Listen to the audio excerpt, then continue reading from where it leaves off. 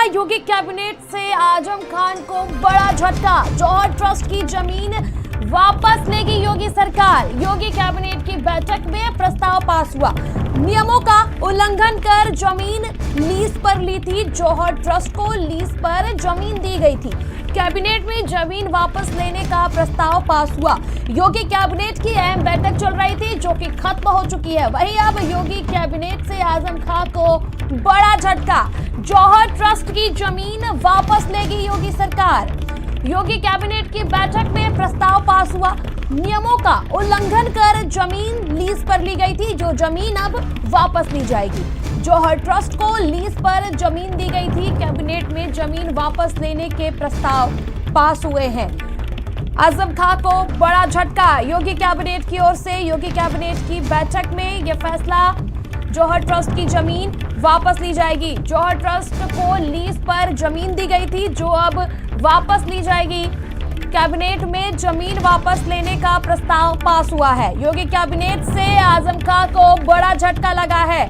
जौहर trust से जुड़ा हुआ मामला, जौहर ट्रस्ट की जमीन वापस लेगी योगी सरकार। योगी कैबिनेट की बैठक में प्रस्ताव पास हुआ। नियमों का उल्लंघन कर जमीन लीज पर ली गई थी, जो अब वापस ली जाएगी। जौहर ट्रस्ट को लीज पर जमीन दी गई थी। जौहर ट्रस्ट से अब लीज की जमीन वापस ली जाएगी। कैबिनेट में जमीन वापस लेने का प्रस्ताव पास हुआ है। आज योगी कैबिनेट की चल रही अहम बैठक में अहम फैसला लिया गया है और इस फैसले से आजम खान को बड़ा झटका। जौहर ट्रस्ट की जमीन योगी सरकार वापस लेगी। संवाददाता संदीप खेर अधिक जानकारी के लिए हमारे साथ जुड़ चुके हैं। संदीप, योगी कैबिनेट से बड़ा झटका लगा है आजम खान को जौहर ट्रस्ट की जमीन को लेकर।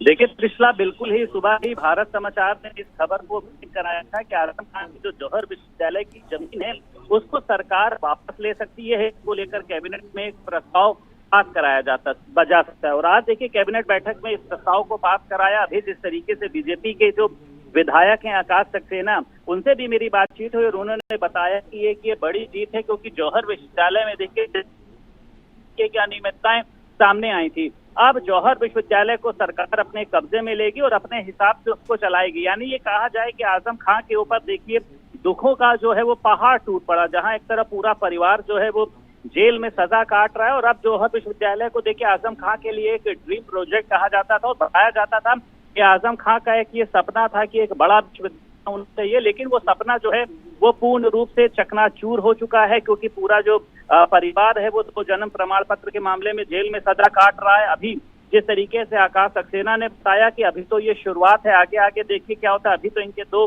पासपोर्ट बने हैं, 2 पैन कार्ड बने, लेकिन आज ये सबसे बड़ा जो झटका है वो आजम खान को लगा है। ये कहा जा सकता है कि जौहर विश्वविद्यालय का जो उनका एक सपना था वो सपना पूर्ण रूप से टूट चुका है। अब ये जो जौहर विश्वविद्यालय की जमीन है सरकार इसको अपने नाम करने जा रही है और अपने नाम करने के बाद इसको अपने हिसाब से, अपने मानकों के हिसाब से इसको चलाने का प्रयास किया जाएगा। एक देखिए बड़ा झटका ये कहा जा सकता है कि आजम खान को दिया गया है और अभी इसके बाद देखिए तमाम तरीके के जो ऐसे झटके हैं वो आजम खान को लगने हैं। आजम खान के अभी तमाम तरीके की संपत्ति ऐसी है जो अवैध रूप से उसने बनाई थी।